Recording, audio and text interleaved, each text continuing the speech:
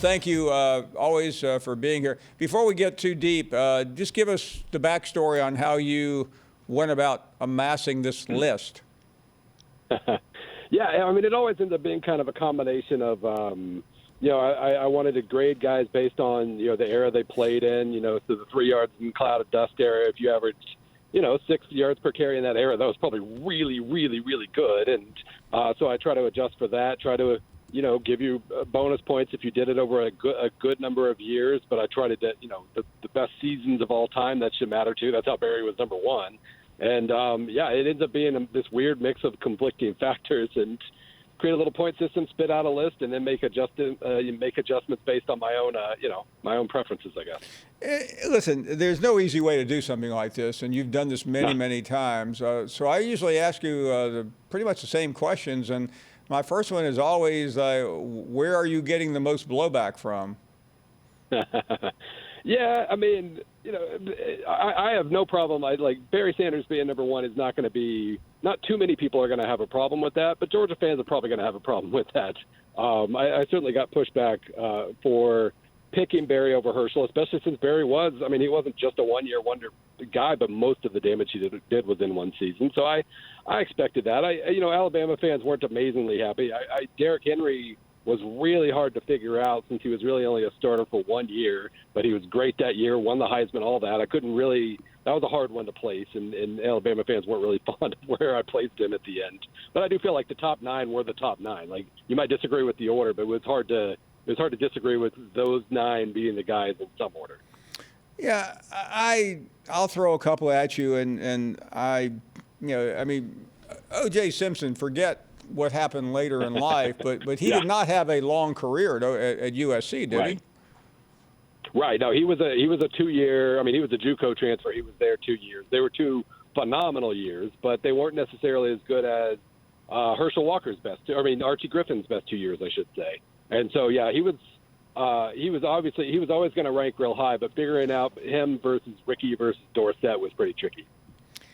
And I know there are different type of runners, but there's only so much room in the top 10, but it's still hard to look down and see Earl Campbell 9 and Bo Jackson 8.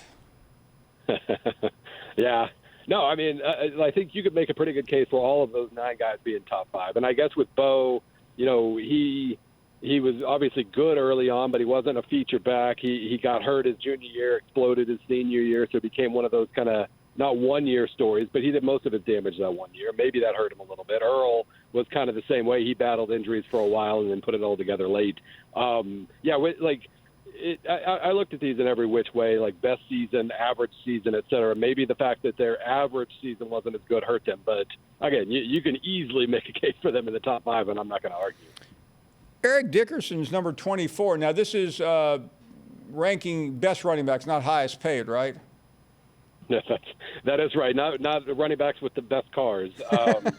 He was another one. And there were some guys on this list too, where like Jerome Bettis. I remember Jerome Bettis. He was awesome, but he never rushed for more than 900 yards in a season because Notre Dame had a lot of awesome running backs at the same time. The fact that Eric Dickerson was split in a backfield with Craig James, among others. Obviously that kind of he just didn't have the volume necessarily, even though he was clearly awesome. We're chatting with Bill Connelly, and yeah, when you go through, there are so many names, and all these names just pop out, and I know you have to have some discipline. You just can't go on. Well, I remember my dad or granddad was talking about that guy back in the day.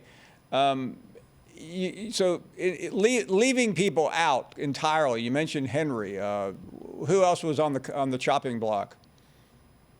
Yeah, and I mean, Henry still made the list, obviously, but it was still, number one, it was hard to figure out how to differentiate between Wisconsin running backs.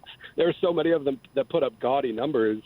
I couldn't tell if I was over-rewarding all of them for it or anything like that, but there were a whole bunch of guys there in the teens and 20s that were kind of hard to differentiate. Garrison Hurst was a guy, another guy who was good for a couple seasons and then phenomenal all of a sudden, and those were probably the hardest guys to figure out overall. Those, and then the Cedric Bensons of the world, who were just steadily awesome but didn't have the one season where everything was absolutely nuts. So this was you're comparing types of backs and then you're mashing them into one list and it gets weird.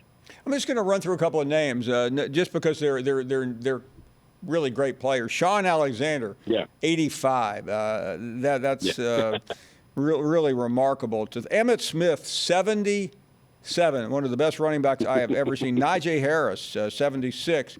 Fournette, 75. I'll keep going through it. Dalvin Cook, 71. He was stunningly good. Barkley, 68, as I'm racing through here. Chubb, 65. Let's see here, another name that might Gale